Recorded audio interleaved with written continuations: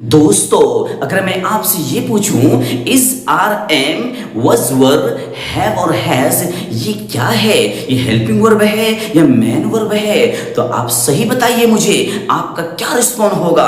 यही ना कि ये तो हेल्पिंग वर्ब है, आप मुझसे पूछ क्यों रहे हो? लेकिन नहीं दोस्तों, अगर इस सवाल का जवाब इतना ही आसान होता तो मैं आपसे ये सवाल हरगिज ना करता। तो कहीं ना कहीं आप भी इसके बारे में कंफ्यूज हैं। तो चलिए आज इस कंफ्यूजन को दूर कर लेते हैं कि असल में ये है क्या, ये हेल्पिंग वर्ब है या मेन वर्ब है। चलिए मैं एग्जांपल के जरिए आपको समझाता हूं, लेकिन उससे पहले बता दूं कि देखिए आज इंग्लिश सीरीज का डे 5 है। अगर पीछे की वीडियो नहीं देखी है, आप इंग्लिश के ख़्वाह हैं, इंग्लिश सीखना चाहते हैं, तो जरूर चौथी, तीसरी, दूसरी, पहली वीडियो देख लीजिएगा। बहुत मजेदार वीडियो बनी है। आज की वीडियो भी फुल मजेदार है। इसमें पूरी तरह से मैंने जो यहाँ लिखा है ये क्या है, which is everything I will explain you, सब चीज को समझाऊंगा। टेंशन नहीं लेना है, एक एक चीज बारीकी से समझाऊंगा। क्या लिखा है मैं कहता हूं कि आपकी वीडियो खत्म होने तक आप सारी कुछ समझ जाएंगे। तो चलिए मैं आपको ये समझा दूं, इज आर एम ये हेल्पिंग वर्ब है या मेन वर्ब है। देखिए मैंने कुछ एग्जांपल्स लिखे हुए हैं, ये देखिए, ये है this is a book, We are teachers। इन दो एग्जाम्पल्स में अगर मैं यहां से इस को और यहां से आर को हटा दूं, क्या कुछ सेंटेंस का मीनिंग बाकी रह जाएगा? डेफिनेटली कुछ भी नहीं, बिल्कुल जीरो हो जाएगा, पता ही नहीं चलेगा कि इसका मीनिंग क्या है। अब समझिए बात को कि इन दोनों सेंटेंस में जो इज और आर है ये हेल्पिंग वर्ब नहीं है, ये मेन वर्ब है। और नीचे वाले एग्जांपल में ये वाला हैव, तो इस वाले एग्जांपल में ये हेल्पिंग वर्ब है। लेकिन कैसे पता चला? तो जिस सेंटेंस के अंदर मेन वर्ब ना हो उसके अंदर अगर is are am was verb आ जाए तो वो हेल्पिंग वर्ब नहीं, अब वो मेन वर्ब के कायम मकाम हो जाता है। इसीलिए मैंने कहा ऊपर वाले दोनों एग्जांपल में जो इज आर है ये हेल्पिंग वर्ब नहीं है, बल्कि ये मेन वर्ब के कायम मकाम है। आया समझ में? और तीसरे वाले एग्जांपल में है, ये देखिए, ये गॉन, ये जो गॉन है यही तो है मेन वर्ब। जब मेन वर्ब सेंटेंस में पहले ही से मौजूद हो और उसके अंदर हेल्पिंग वर्ब भी आ रहा हो तो अब वो हेल्पिंग वर्ब कहलाएगा। आया समझ में? और जिस सेंटेंस में हेल्पिंग वर्ब सिर्फ हो, मेन वर्ब ना हो, तो उस सेंटेंस में उस is are am have has को हेल्पिंग वर्ब नहीं, अब ये कहा जाएगा कि मेन वर्ब के कायम मकाम आया है। आज इस कंफ्यूजन को दूर कर लीजिएगा।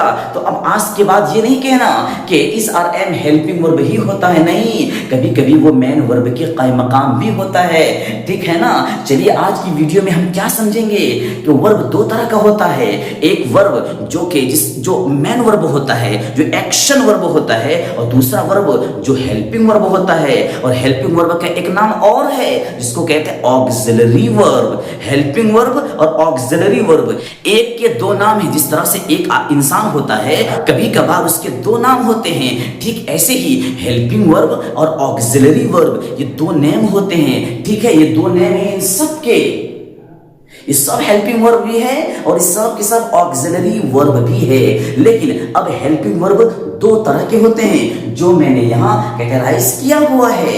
ये अलग है और ये अलग है। क्या अलग है आइए पूरी तफसील से जान लेते हैं। दोस्तों, हेल्पिंग वर्ब या ऑक्सिलरी वर्ब आप कुछ भी कहिए, इसकी दो किस्में हैं। एक तो है प्राइमरी हेल्पिंग वर्ब, दूसरी है मॉडल हेल्पिंग वर्ब। आइए वन बाय वन समझ लेते हैं कि देखिए प्राइमरी हेल्पिंग वर्ब जो है ये तीन फॉर्म रखते हैं, इसकी तीन शक्लें होती है। आप देखिए form number one, form B, समझ रहे हो? फॉर्म बी में क्या क्या आता है? Is are am was verb, be being और बीन। फॉर्म हैव में आता है आपका हैव, हैज, हैड। ठीक है, अगले फॉर्म नंबर 3, फॉर्म डू बोलते हैं इसको क्या बोलते हैं? Form do. और फॉर्म डू में आता है डू, डज और डिड। तो ये सब के सब है प्राइमरी हेल्पिंग वर्ब। फॉर्म 1 में is are am was verb, be being been. और फॉर्म नंबर हैव में have, has, had. Form number do में, फॉर्म 3 यानी डू में डू, डज, डिड, ठीक है, इसी को कहते हैं प्राइमरी हेल्पिंग वर्ब। ये तमाम चीजें मैंने आपको समझा दिया, अच्छी तरह समझ लेना, अब नहीं भूलना कि ये हेल्पिंग वर्ब की पहले किस्म जिसको प्राइमरी हेल्पिंग वर्ब कहते हैं। अब वो देख लीजिए मॉडल हेल्पिंग वर्ब। ये मॉडल हेल्पिंग वर्ब क्या होता है, ये देख लीजिए मॉडल हेल्पिंग वर्ब है। देखिए कैन है, कुड है, मे है, माइट है, शुड है, शैल है, विल है, वुड है और मस्ट है और आउट टू है। यहां टू लिख दीजिए, आउट टू, ये सब के सब आते हैं मॉडल हेल्पिंग वर्ब में। तो आया समझ में, इसकी दो किस्में इब्तिदाई होती है, पहले primary helping verb, model helping verb, तो उसके बाद ये तमाम की इसकी अलग किस्में होती है, उसकी अलग किस्में हैं। आप कहो कि ये तीन क्या लिखे हो, तो सुनिए इसके बारे में। ये बेचारा ना तो प्राइमरी हेल्पिंग वर्ब में है और ना ही मॉडल वर्ब में है, लेकिन कुछ लोग कहते हैं कि ये मॉडल हेल्पिंग वर्ब में आता है। नीड, डेयर और यूज टू, ये भी मॉडल हेल्पिंग वर्ब में आता है, कुछ लोगों का कहना है। लेकिन सुनिए, ज्यादातर यूजेस इसका मैन वर्ब के तौर पे होता है, इसीलिए हमने इसको इस वाले लिस्ट में नहीं डाला है ताकि आप कंफ्यूज ना हो जाओ, बल्कि ये कहिए कि ये अलग से एक मैन वर्ब के तौर पे यूज होता है। ये मुस्तकिल एक मैन वर्ब है, एक्शन वर्ब है, ये किसी और को इसकी जरूरत नहीं पड़ती है।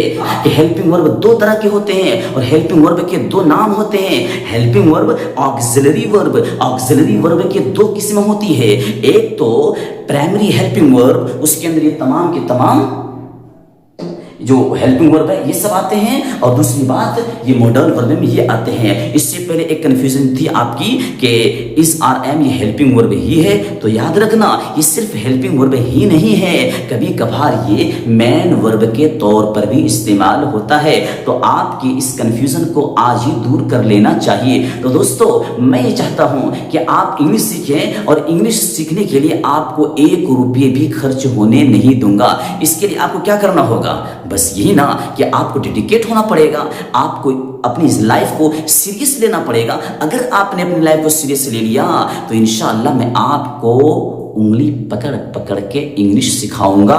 तो देर किस बात की, आप शुरू कर दीजिए आज से। जो वीडियो 1 है आप वहां से शुरू कीजिए। कोई कंफ्यूजन होती है आप मुझसे पूछ लीजिए, है ना, बहुत मस्त तरीका है। आज के जमाने में भी अगर किसी और पार्टनर की जरूरत पड़े आपको, तो फिर फायदा क्या इतने टेक्नोलॉजी आगे बढ़ने की। एआई क्या से क्या नहीं कर दे रही है, और अभी आपको पार्टनर की जरूरत है, बिल्कुल भी नहीं। मैं हूं आपका पार्टनर, भले मैं कहीं हूं, लेकिन आपकी एक एक मदद करूंगा, आपकी एक एक हेल्प करूंगा। आपको घबराना नहीं है। अगर आपको इंग्लिश सीखनी है, बहुत से लोग दर बदर भटक रहे हैं इंग्लिश सीखने के लिए, मैं आपसे स्पीकिंग भी करूंगा इंशाअल्लाह ताला। अंडरस्टूड? चलिए दुआ में याद रखिएगा। अस्सलामु अलैकुम वरहमतुल्लाहि वबरकातुहू।